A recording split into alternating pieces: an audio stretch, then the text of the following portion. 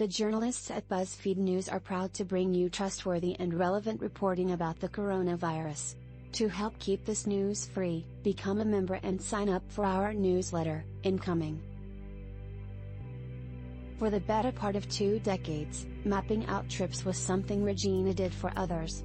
As a Costco travel agent, she spent hours on the phone every day booking cruises, finding deals, and making arrangements at the vacation arm of the retail giant. It was March 14th, and while it wouldn't typically be busy, a flood of calls hit the travel center from those worried about a lesser-known disease called COVID-19.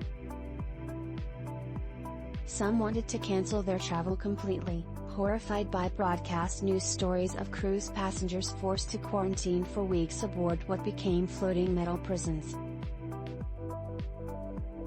Despite being within King County, the country's first known coronavirus hotspot, Costco's headquarters and its travel office remained open.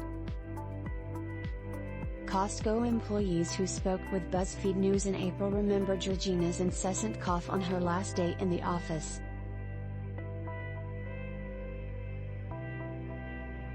They worried about their 59-year-old colleague, who had diabetes and whose symptoms were so obvious that she had to be checked by a supervisor. She died on Monday, March 16, from COVID-19.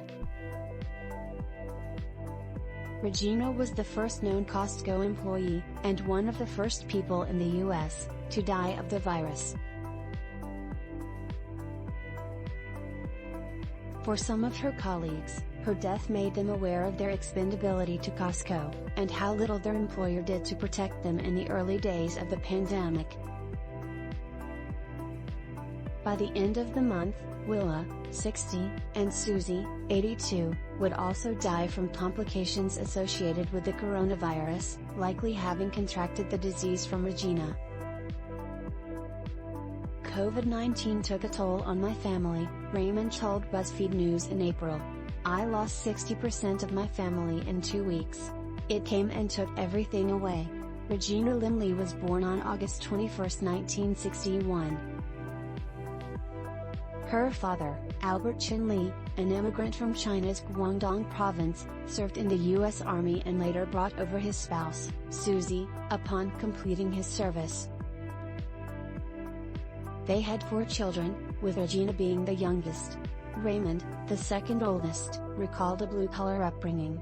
The family settled in the Seattle area, and the children went to Franklin High School, from which Regina graduated in 1979. Around that time, her parents opened New Gallery Garden Restaurant, a gathering spot for Asian American teens that served burgers and steaks and hosted local musicians. The kids worked there while attending college. While 2 of her elder siblings attended the University of Washington, Regina went to beautician school, but never finished. Instead, she worked as a travel agent and eventually joined Costco Travel, which the wholesaler started in 2000. She told her family it was a good, stable job, allowing her to provide for her mother, who was by then widowed, and with whom she and her older sister, Willa, lived in Everett, Washington. Regina was a fun-loving person, who liked to joke around, while Willa was the serious middle child, Raymond recalled. Both took care of my mom, and there was nothing for her to worry about. At Costco Travel, Regina was an institution.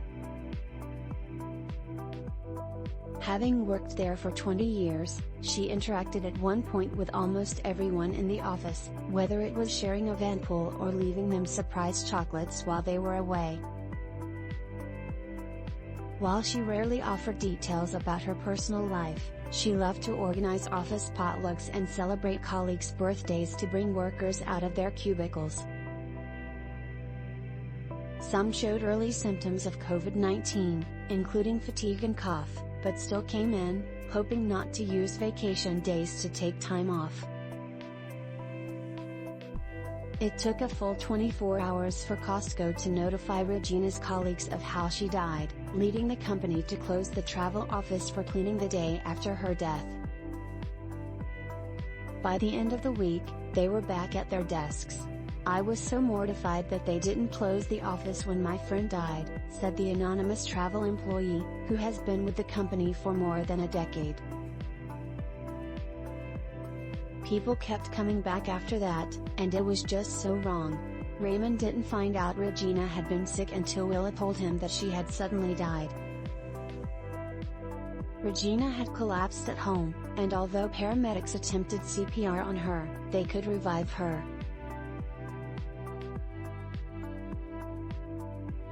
As the person whom his sisters called when something needed to be repaired at the house, Raymond felt helpless when he was told that the house was under quarantine and that he couldn't visit. "I always felt like a superhero for the family," he said.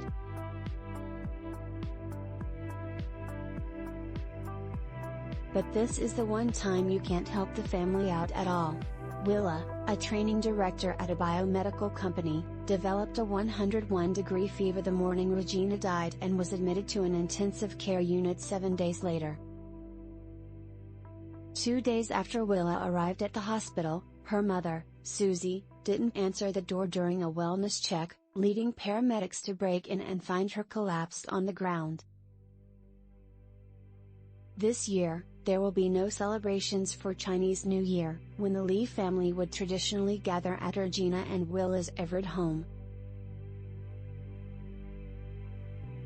Thanks for watching. Please subscribe.